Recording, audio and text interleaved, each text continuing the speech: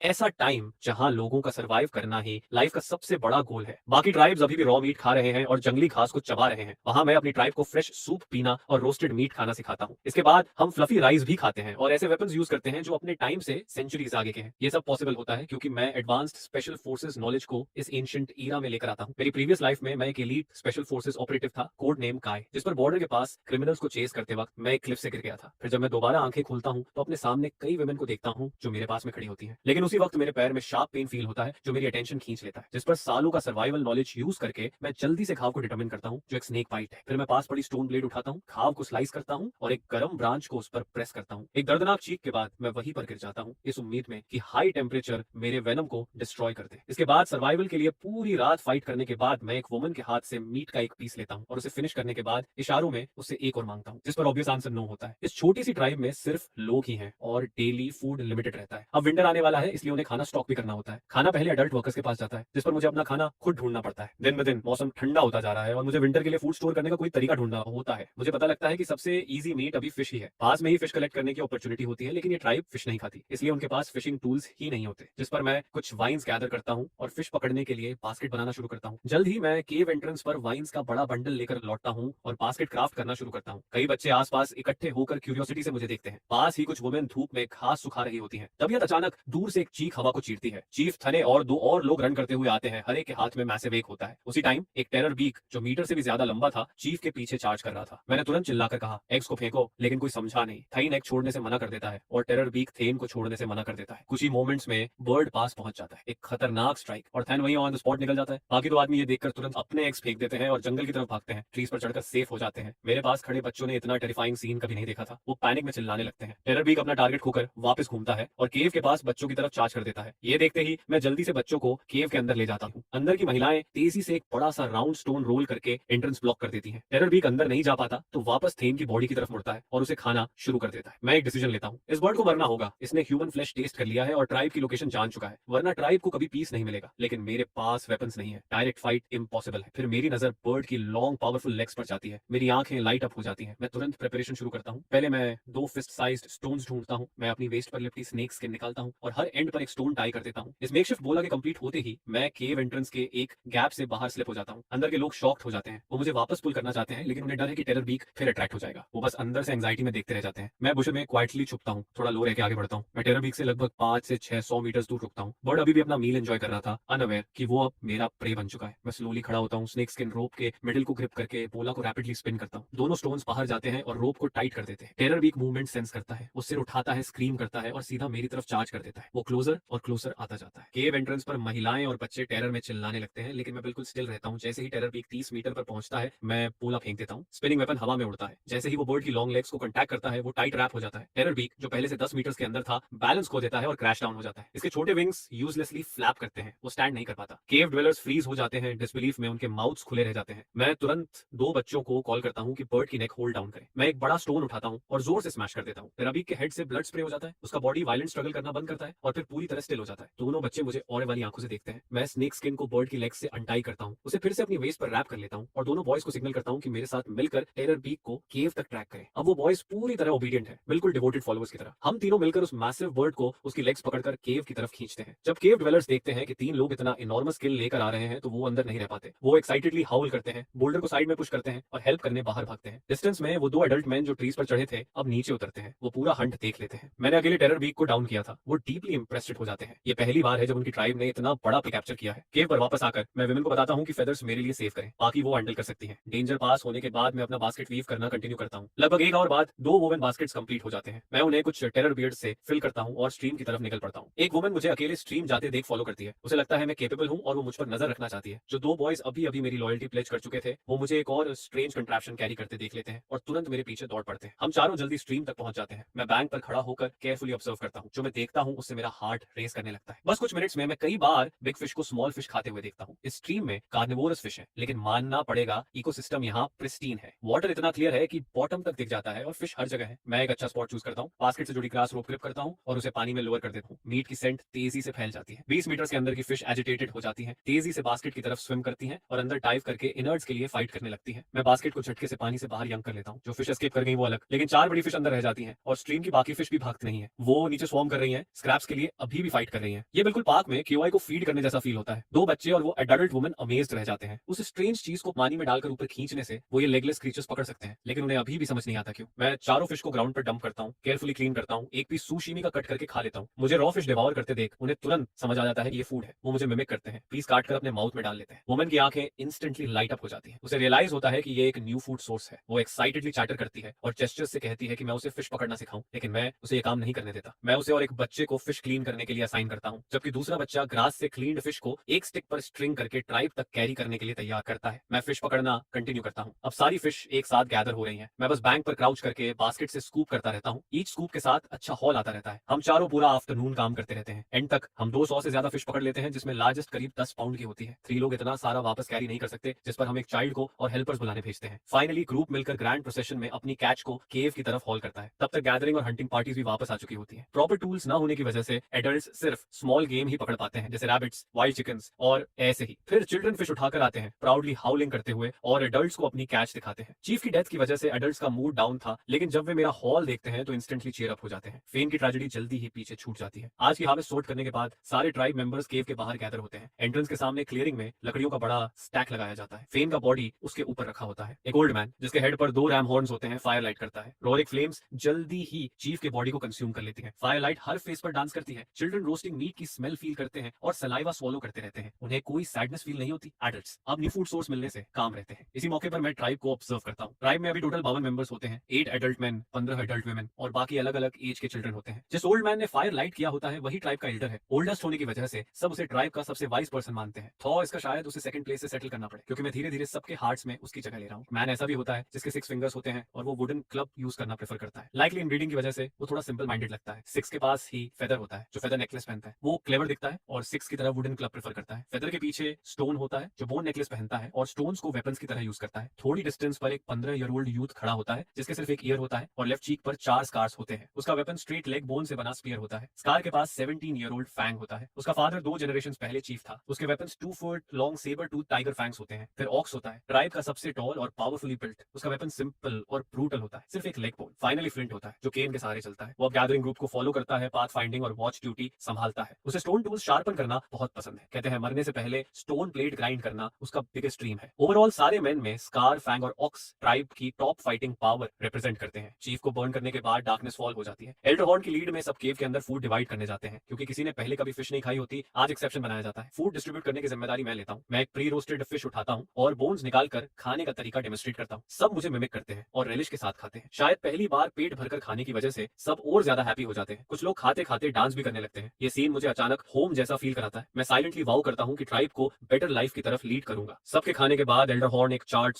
Stick लेता है और केव वॉल पर मेरी फिशिंग सीन रिकॉर्ड करता है। मीनवाइल मैं विमेन को बास्केट वीव करना सिखाता हूँ। मैं 2 ग्रास रोप्स ऐड करके उन्हें बैकपैक्स में कन्वर्ट कर देता हूँ। अब उन्हें फ्रूट्स और एनिमल हाइड्स कैरी करने के लिए हाथों की जरूरत नहीं रहती, जिससे गैदरिंग एफिशिएंसी काफी इंप्रूव हो जाती है। विमेन उन्हें इमीडिएटली लव करने लगती हैं, टर्न बाय टर्न पहनकर देखती हैं और उतारने का मन नहीं करता। फाइनली वे डिसाइड करती हैं कि कल और वाइन्स गैदर करेंगी ताकि अपने बैकपैक्स बना सके। ग्रेटिट्यूड दिखाने के लिए गैदरिंग टीम से 2 डियर हाइड्स सेलेक्ट करके मेरे हैंड्स में रख देती हैं। इस मोमेंट से मैं ट्राइब का पहला चाइल्ड बन जाता हूँ जो एनिमल हाइड पहनता है। पर मैं स्टिंजी नहीं होता। मैं एक हाइड रखता हूँ और दूसरी 2 और 3 ईयर ओल्ड चिल्ड्रन की मदर्स को दे देता हूँ, ताकि वो अपने किड्स के लिए क्लोथ्स बना सके। चिल्ड्रन का इम्यून सिस्टम वीक होता है और प्रिमिटिव सोसाइटी में मेडिकल केयर न होने की वजह से सिंपल कोल्ड या फीवर भी फेटल हो सकता है। इसलिए एक डियर हाइड एक लाइफ के बराबर होता है। मुझे बिलीव है कि फ्यूचर में अगर मुझे उनकी हेल्प चाहिए होगी तो वे पीछे नहीं हटेंगी। नेक्स्ट मॉर्निंग मैं जल्दी वेकअप करता हूँ। सिंपल मिलिट्री एक्सरसाइजेस के बाद मुझे थर्स्टी फील होता है, लेकिन जब मैं स्टोन बेसिन देखता हूँ जहाँ सब साथ में वाटर ड्रिंक करते हैं तो मैं उससे पी नहीं पाता। वाटर होल्ड करने के लिए वेसल्स बनाने का टाइम आ जाता है। सून ट्राइब मेंबर्स केव से बाहर निकलते हैं चैटरिंग करते हुए, बट आज वे हंट के लिए रश नहीं करते। एल्डरहॉर्न सारे मैन को केव एंट्रेंस के क्लियरिंग में गैदर करता है। लगता है नया चीफ सेलेक्ट होने वाला है। मुझे रियलाइज होता है कि चीफ बनकर ही मैं सबको कमांड कर सकता हूँ, जिस पर मैं सिलेक्शन में ज्वाइन करता हूँ। सिलेक्शन मेथड सिंपल और ब्रूटल होता है। 2 मेन बिना वेपन्स फाइट करते हैं। स्ट्रॉन्गेस्ट नेक्स्ट चीफ बनता है। सून, स्कार और ऑक्स विक्टोरियस निकलते हैं। उनकी फाइट देखकर मैं हेल्पलेसली हेड शेक करता हूँ। कोई टेक्निक नहीं होती, सिर्फ ब्रूट स्ट्रेंथ का कॉन्टेस्ट होता है। फिर स्कार और ऑक्स के बीच मैच होता है। 6 फुट 3 का ऑक्स आयरन टावर की तरह खड़ा रहता है। स्कार को अप्रोच समझ नहीं आती, लेकिन वो बैक डाउन नहीं करता। इंस्टेड वो स्क्रीम करता है और फर्स्ट अटैक लॉन्च करता है। लेकिन जैसे ही वो ऑक्स तक पहुंचता है, ऑक्स के मैसिव हैंड्स उसकी शोल्डर्स ग्रैब कर लेते हैं। स्कार रिएक्ट कर पाता उससे पहले ऑक्स उसे कई मीटर्स दूर हल कर देता है। वो थड के साथ ग्राउंड पर क्रैश करता है और कुछ टाइम तक उठ नहीं पाता। ऑक्स एक्साइटेड होकर चेस्ट बीट करता है। ट्राइब मेंबर्स एक्साइटमेंट में शाउट करते हैं और न्यू चीफ को अप्रूव करते हैं। तभी मैं कुछ स्टेप्स में उसके सामने वॉक करके आ जाता हूँ। वे स्टिल मी देखते रहते हैं। ऑक्स मुझे किड देखकर चैलेंज करता हुआ देखता है। वो चेस्ट बीट करता करता है और रोर करता है, लेकिन मैं बैक डाउन नहीं करता। मैं फाइटिंग स्टांस में उसके सामने स्टैंड करता हूँ। ऑक्स मुझे डाउन देखता है, मेरी आईज मुश्किल से उसके चेस्ट तक पहुंचती हैं। उसकी आईज कॉन्फिडेंस और कंटेम्प्ट से भरी होती हैं। वॉचिंग चिल्ड्रन मेरे लिए चीयर करते हैं, हाउलिंग एनकरेजमेंट के साथ। मैं हेजिटेट नहीं करता, मैं ऑक्स की तरफ रश करता हूँ, अपना लेफ्ट फुट उसके स्लाइटली बेंट थाई पर प्लांट करता हूँ और लीप करता हूँ। मेरा राइट नी जोर से ऑक्स के जॉ में ड्राइव करता है। कोई रिएक्ट कर पाए उससे पहले ऑक्स स्ट्रेट डाउन गिरता है, ग्राउंड पर रोल करता है और ग्रोन करता है। ट्राइब मेंबर्स इंस्टेंटली स्टन्ड रह जाते हैं। ऑक्स ट्राइब का स्ट्रॉन्गेस्ट वॉरियर होता है। इवन अगर वो हारता भी तो एक मूव में नहीं, और वो भी एक अंडर एज चाइल्ड से। एल्डर हॉर्न सडनली बहुत एक्साइटेड हो जाता है। एक बेसलेस बट पावरफुल फीलिंग उसके हार्ट में राइज करती है। अनाउंसमेंट करने से पहले ही ट्राइब मेंबर्स मुझे हाई लिफ्ट करके एयर में टॉस करने लगते हैं, न्यू चीफ के बर्थ को सेलिब्रेट करते हुए। जस्ट 2 डेज में मैं ट्राइब के लिए बहुत सारे मिरेकल्स लेकर आया होता हूँ। यही रिजल्ट सब चाहते थे। ऑक्स अब रिकवर कर चुका होता है और क्लियरली कन्विंस्ड नहीं होता। क्राउड की शॉक्ड क्राइज के बीच वो फिर से मेरी तरफ चार्ज करता है। ये देखकर मैं इमीडिएटली फ्लिप डाउन करता हूँ। जैसे ही ऑक्स रीच करता है, मैं उसकी 2 फिंगर्स ग्रैब करता हूँ और फोर्सफुली फॉरवर्ड यैंक करता हूँ। फिर साइड स्टेप लेकर उसके पीछे सर्कल करता हूँ और उसके नी के बैक पर जोर से किक करता हूँ। ऑक्स फेस फर्स्ट ग्राउंड पर गिरता है। जितना वो स्ट्रगल करता है उतना पेन बढ़ता जाता है। लेस देन 2 मिनट्स में ऑक्स जैसा पावर हाउस भी मर्सी के लिए बेग करता है। टीयर्स ऑफ स्नॉट उसके फेस से फ्लो कर रहे होते हैं। फाइनली मैं सॉबिंग बिग गाय को रिलीज करता हूँ, अपने हैंड्स डस्ट ऑफ करता हूँ और केव के अंदर वॉक करता हूँ। क्राउड फिर इरप्ट करता है। चिल्ड्रन एक्साइटेडली सेलिब्रेट करते हैं पहली बार किसी अडल्ट को डिफीट करने पर। वुमेन डिस्कस करती हैं कि वाइन्स कहाँ देखी थी और प्लान करती हैं कि टुनाइट मुझसे और बैकपैक्स वीव करना सीखेंगी। एल्डर हॉर्न कॉम्प्लेक्स एक्सप्रेशन के साथ केव को स्टेयर करता है, डीप थॉट में लॉस्ट। उसी मोमेंट मैं कंप्लीटली न्यू लुक में बाहर इमर्ज करता हूँ। मैं सिंपल डियर हाइट पहनता हूँ, मेरी jet black hair snake skin की स्ट्रिप से टाइट होती है। मैं क्लीन, शार्प और केपेबल दिखता हूँ। ये मेरा केयरफुली कंसिडर्ड न्यू स्टाइल होता है। कहते हैं ये अपीयरेंस एंशिएंट टाइम से चली आ रही है। अर्ली फार्मर्स अपने हेयर को बाइंड करना शुरू करते हैं क्योंकि लूज हेयर फील्ड वर्क में इनकन्वीनियंट होता है। ये एग्रीकल्चरल सिविलाइजेशन का एक इंपॉर्टेंट सिंबल बन जाता है। ट्राइब की स्टार स्ट्रक केसेस के बीच मैं क्राउड में वॉक करता हूँ और आज के टास्क असाइन करना शुरू करता हूँ। सबसे पहले मैं गैदरिंग टीम को रीऑर्गेनाइज करता हूँ। ट्राइब में अब 15 एडल्ट वुमेन होती हैं, उनमें से 6 प्रेग्नेंट होती हैं। रिमेनिंग 9 वुमेन प्लस फ्लिंट मिलाकर टोटल 10 लोग बनते हैं, लेकिन आज मैं सिर्फ 8 वीमेन को गैदरिंग के लिए भेजता हूँ। अब जब उनके पास बैकपैक्स हैं, उन्हें प्रोटेक्शन के लिए फ्लिंट की जरूरत नहीं रहती। ईच वुमन सेल्फ डिफेंस के लिए एक स्टिक कैरी कर सकती है। 6 प्रेग्नेंट वुमेन पीछे रुकती हैं, होम को वॉच करने और 2 और 3 ईयर ओल्ड बच्चों की केयर के लिए। ओल्डर चिल्ड्रन ग्रास गैदर करते हैं। रिमेनिंग वुमन 2 बॉयज को लेकर स्ट्रीम पर फिश कैच करने जाती है। अब हर किसी के पास काम होता है, लेकिन फ्लिंट को कोई असाइनमेंट नहीं मिला होता। वह थोड़ा डिजेक्टेड फील करता है। इस आदमी ने अपनी पूरी लाइफ स्टोन प्लेट ग्राइंड करने का वाव लिया होता है। मैं प्लान करता हूँ कि उससे पॉटरी बनवाऊं, लेकिन पॉटरी मेकिंग सिंपल नहीं होती, इसमें काफी प्रिपरेशन लगती है। इसलिए फिलहाल मैं उसे एक और काम असाइन करता हूँ। कल की फिश अभी ड्राइड नहीं हुई होती। सॉल्ट के बिना इस वेदर में ये जल्दी रॉट हो जाती है। स्मोक क्यूरिंग उन्हें सालों तक प्रिजर्व कर सकता है, जिस पर मैं फ्लिंट को प्रोसेस डेमोन्स्ट्रेट करता हूँ और फिर सारा काम उसी को सौंप देता हूँ। मीनवाइल मैं केव के सामने एक फ्लैट एरिया ढूंढता हूँ और किलन बनाने के लिए पिट टिक करना शुरू करता हूँ। किलन के 3 लेवल्स होते हैं, बॉटम ऐश रिमूवल और एयर फ्लो के लिए, मिडिल फायरवुड डालने के लिए और टॉप पॉटरी रखने के लिए होता है। 3 से 4 आवर्स के काम के बाद किलन फाइनली बन जाता है, लेकिन वेट किलन यूज नहीं किया जा सकता। मैं कल फिशिंग ट्रिप वाले 2 बॉयज को बुलाता हूँ और उन्हें हर लेवल में फायरवुड स्टैक करने को कहता हूँ ताकि बर्न किया जा सके। आफ्टरनून तक ये रेडी हो जाता है। सारे काम असाइन करने के बाद मैं पर्सनली स्ट्रीम पर क्ले सेलेक्ट करने जाता हूँ। मैं एक स्मूथ फ्लैट पेबल ढूंढता हूँ जिसे वर्क सरफेस की तरह यूज करता हूँ। क्ले को पाउंडिंग और नीडिंग करने के बाद मैं उसे शेप करता हूँ। जल्दी ही पहला स्मॉल वाटर जार बन जाता है, बॉटम से नैरो और टॉप से वाइड। सेम मेथड फॉलो करके मैं 3 और बनाता हूँ और उन्हें केव के पास ड्राई होने के लिए रख देता हूँ। इसके बाद सेवरल 2 हैंडल्ड कुकिंग पॉट्स बनते हैं, डजन्स ऑफ क्ले बोल्स और कुछ स्मॉल यूटेंसिल्स। ये आइटम्स ब्यूटीफुल होने जरूरी नहीं होते, बस फंक्शनल होने चाहिए। मुझे अभी भी श्योर नहीं होता कि फायरिंग के बाद कितने सर्वाइव करेंगे। जब आफ्टरनून आधी गुजर जाती है, मैं सारे हाफ ड्राइड पीसेस को किलन में रख देता हूँ। 2 बॉयज और फ्लिंट पास खड़े होकर इंटेंटली वॉच करते हैं। न्यू चीफ ने एक ही दिन में इतने क्ले फेसेस बनाए होते हैं, उन्हें नहीं पता कि ये वर्क करेंगे या नहीं। मैं उन्हें इग्नोर करता हूँ। मैं फायर पिट के पास बैठता हूँ, प्लेंटी फायरवुड ऐड करता हूँ और इवनिंग तक वहीं रहता हूँ। गैदरिंग और हंटिंग पर गए ट्राइब मेंबर्स एक एक करके रिटर्न करते हैं। वुमेन की हार्वेस्ट अबंडेंट होती है। बैकपैक्स वाइल्ड फ्रूट्स और वाइन्स के लार्ज बंडल्स से फिल्ड होते हैं क्लियरली, और बैकपैक्स बनाने का प्लान होता है। मेन की कैच भी आज अच्छी होती है। 2 लार्ज बर्ड्स जो टर्कीज जैसे दिखते हैं, कुछ एक्सा एंड सेवरल ग्राउंड हॉक्स आते हैं। इसमें आज की 100 प्लस फिश ऐड हो जाती है। ट्राइब की टोटल हार्वेस्ट काफी सब्सटेंटियल होती है। आज जो फूड नहीं खाया जाता वह स्टोर किया जा सकता है। प्रेग्नेंट वुमेन जो सून गिव बर्थ करने वाली होती है, उनके लिए प्लेंटी फूड होगा। जब क्ले बोल्स व्हाइट टर्न करने लगते हैं, मैं फायरवुड डालना बंद कर देता हूँ। फायर को नेचुरली डाई और ओवरनाइट कूल होने देता हूँ। टुमारो मॉर्निंग किल ओपन किया जा सकता है। पूरे दिन की लेबर के बाद ट्राइब मेंबर्स एग्जॉस्टेड होते हैं, लेकिन कैंप फायर के अराउंड गैदर होने पर हर फेस पर हैप्पी स्माइल होती है। No more hunger. सबसे इंपॉर्टेंट, मैंने 2 लार्ज बर्ड्स को क्ले बेक चिकन में कन्वर्ट कर दिया होता है। उन्होंने कभी इतना डिलिशियस फूड टेस्ट नहीं किया होता, बट मुझे एपेटाइट फील नहीं होती। फूड में बस थोड़ा सा कोर्स सॉल्ट होता है जो बेयरली टेस्ट होता है। सॉल्ट अभी बहुत प्रेशियस होता है। कहते हैं ये किसी दूसरी ट्राइब से ट्रेड होकर आया है। मैं माइंड में कैलकुलेशन करता रहता हूँ, क्या मैं पॉटरी ट्रेड करके ज्यादा सॉल्ट ला सकता हूँ। सबके खाने के बाद वुमेन केव के अंदर बास्केट्स वीव करने लौट जाती हैं। उन्हें रियलाइज हो चुका होता है कि बैकपैक्स ट्रूली यूजफुल है। टुडे गैदरिंग टीम में कम लोग होने के बावजूद उन्होंने पहले से ज्यादा कलेक्ट किया होता है। मैं सारे एनिमल हाइड्स डिस्ट्रीब्यूट करता हूँ। अब कई चिल्ड्रन ब्लैंकेट्स के नीचे टुगेदर हडल कर सकते हैं। नेक्स्ट मॉर्निंग मैं इमीडिएटली पॉटरी फायरिंग के रिजल्ट्स चेक करता हूँ। फ्लिंट एल्डर हॉर्न के साथ दौड़ता हुआ आता है, नर्वसली चैटर करते हुए। मैं खुद भी एक्सट्रीमली नर्वस होता हूँ। मेरी सॉल्ट ट्रेडिंग प्लान और मीट सूप का ड्रीम सब इसी पर डिपेंड करता है। गोल्डन एग तोड़ने जैसी एंटिसिपेशन के साथ मैं किलन की डर्ट कवर हटाता हूँ और अंदर पीयर करता हूँ। हूँ। सारे clay bowls vibrant terracotta red होते हैं और अनएक्सपेक्टेडली स्मूथ दिखते हैं। ये देखकर फ्लिंट एक बोल उठा लेता है और एक्साइटेडली उस पर हाथ फेरता है। फिर वह स्टंबल करता हुआ केव की तरफ भागता है। मोमेंट्स बाद वह वाटर से भरा बोल लेकर वापस आता है, जॉय में हाउलिंग करता हुआ, और ट्राइब को प्राउडली ये ब्यूटीफुल वाटर होल्डिंग वेसल दिखाता है। मैं स्माइल करता हूँ और पॉटरी निकालना कंटिन्यू करता हूँ। 4 कुकिंग पॉट्स और 4 स्मॉल वाटर जार्स परफेक्टली निकलते हैं। स्मूथ सर्फेसेस होती हैं बिना किसी क्रैक के। 8 स्पून में से सिर्फ 2 सर्वाइव करते हैं, बाकी मेल्ट होकर आपस में स्टिक हो जाते हैं। 20 प्लस क्ले बोल्स में से सिर्फ 12 यूजेबल होती है। Piece after piece terracotta pottery kiln से बाहर आती है। ट्राइब मेंबर्स सिर्फ शॉक और एक्साइटमेंट फील करते हैं। फैंग और ऑक्स फास्टेस्ट मूव करते हैं। दोनों एक एक जार उठाते हैं और स्ट्रीम की तरफ रन करते हैं। सून वे वाटर से भरे जार्स लेकर रिटर्न करते हैं। एल्डर हॉर्न एक्साइटेड होता है लेकिन कंपोजर मेंटेन करता है। वह जेस्चर करके मुझसे पूछता है कि यह सब कैसे हुआ। आंसर देने से पहले ही कल के 2 हेल्पर्स ईगरली एक्सप्लेन करने लगते हैं, लेकिन मेरी मेन कंसर्न सॉल्ट ट्रेड को लेकर होती है। मैं ये क्वेश्चन एल्डर हॉर्न के सामने रखता हूँ। अनएक्सपेक्टेडली एल्डर हॉर्न मुझे ऐसे देखता है जैसे मैं कोई वेस्टफुल चाइल्ड हूँ। वो पॉटरी पीसेस की तरफ पॉइंट करता है, फिर ट्राइब के एडल्ट्स और चिल्ड्रन की तरफ, और उनकी लैंग्वेज में एक्सप्लेन करता है कि ये चीजें कितनी प्रेशियस है। जब मैं फाइनली समझता हूँ, मैं कंप्लीटली शॉक्ड होता हूँ। इवन एक सिंगल बोल ऑलमोस्ट अडल्ट बॉय या 2 गर्ल्स के बदले ट्रेड हो सकती है। वाटर जार्स और कुकिंग पॉट्स तो और भी ज्यादा वैल्यूबल होते हैं। डिफरेंट ट्राइब्स के बीच water holding vessels extremely rare होती हैं। Lifetime stone plate grind करना नॉर्मल माना जाता है। मोर वेसल्स पाने के लिए कुछ ट्राइब्स बिना हेजिटेशन लोगों को ट्रेड कर देते हैं। वे सोचते हैं ज्यादा पीपल यूजलेस हैं और सिर्फ फूड कंज्यूम करते हैं, बट मैं बिलीव करता हूँ कि ज्यादा पीपल ज्यादा फूड ला सकते हैं और ट्राइब की फाइटिंग स्ट्रेंथ इंक्रीज कर सकते हैं। न्यू मेंबर्स ट्राइब में फ्रेश ब्लड लाते हैं। ये सोचकर मैं इमीडिएटली ट्रेडिंग मिशन असाइन करता हूँ। एल्डर हॉर्न और हंटिंग पार्टी के 7 मेंबर्स सेट आउट करते हैं। 1 वाटर जार, 1 कुकिंग पॉट और 3 क्ले बोल्स ट्रेड के लिए दिए जाते हैं। वाटर जार के बदले 2 एडल्ट वुमेन, कुकिंग पॉट के बदले 2 almost adult boys, 3 clay bowls precious salt crystals के बदले जो माउंटेन रॉक से कलेक्ट होती हैं। अगर सॉल्ट न मिले तो बोल्स गर्ल्स के बदले ट्रेड की जाए। इंस्ट्रक्शंस देने के बाद ग्रुप इमीडिएटली डिपार्ट करता है। मैं बाकी ट्राइब मेंबर्स को टास्क असाइन करना कंटिन्यू करता हूँ। ट्रेड वेस्ट की ट्राइब से होता है, माउंटेन और वैली क्रॉस करके। ग्रुप जल्दी डेस्टिनेशन रीच करता है। ये ट्राइब रिवर स्टोन ट्राइब से थोड़ी बड़ी होती है, करीब 80 से 90 पीपल। दोनों ट्राइब्स पहले भी ट्रेड कर चुकी होती हैं। एल्डर हॉर्न की ग्रुप को गुड्स के साथ आते देख दूसरी ट्राइब का चीफ पॉल्ट कैप ग्रीट करने बाहर आता है। शॉर्ट कॉन्वर्सेशन के बाद एल्डर हॉर्न बैकपैक से क्ले बोल निकालकर उसे देता है। सॉल्ट के बदले ट्रेड करने को कहा जाता है। बॉल्ट कैप की आईज इंस्टेंटली लाइट अप हो जाती है। क्ले बोल अंदर बाहर से स्मूथ होती है और स्टोन बेसिन से काफी लाइटर होती है। वह तुरंत 2 ट्राइब मेंबर्स को small bag of white crystals लाने भेजता है और एल्डर हॉर्न को देता है, बट एल्डर हॉर्न बैग को देखता है और हेड शेक करता है। हमें ज्यादा चाहिए और इस बार हम 2 एडल्ट वुमेन भी ट्रेड करना चाहते हैं। फिर वह हॉक्स को वाटर जार निकालने का सिग्नल देता है। बॉल्ट कैप स्टर्न रह जाता है। ये स्टोन बेसिन ह्यूज होती है, इसमें बहुत ज्यादा वाटर स्टोर हो सकता है, बट नेक्स्ट मोमेंट वह हेजिटेट करता है। ट्रेडिंग के लिए 2 औरतों को इतना बड़ा स्टोन बेसिन देकर लेना एक अच्छा डील लगता है, लेकिन अभी ऑटम का टाइम चल रहा होता है, जो फूड कलेक्ट करने का सीजन माना जाता है, जिस पर एक इंसान कम होने का मतलब होता है कम हार्वेस्ट। इस बात पर थोड़ा सोचा जाता है, लेकिन आखिर में वो हल्की स्माइल के साथ एग्री कर जाता है, क्योंकि एक इंसान कम होने से कंजम्पशन भी कम होता है और यह उसे एक स्मार्ट डील फील होता है। इसके बाद 2 दुबली पतली औरतों को सामने लाया जाता है जो एडल्ट सिस्टर्स होती हैं। बड़ी बहन अपनी गोद में करीब 4 साल का छोटा बच्चा पकड़े रहती है। बच्चे की आंखें बंद होती हैं और उसका शरीर बिल्कुल शांत रहता है, जो देखकर साफ लगता है कि वो ठीक नहीं है। फिर कहा जाता है कि इन दोनों लोगों के बदले बड़ा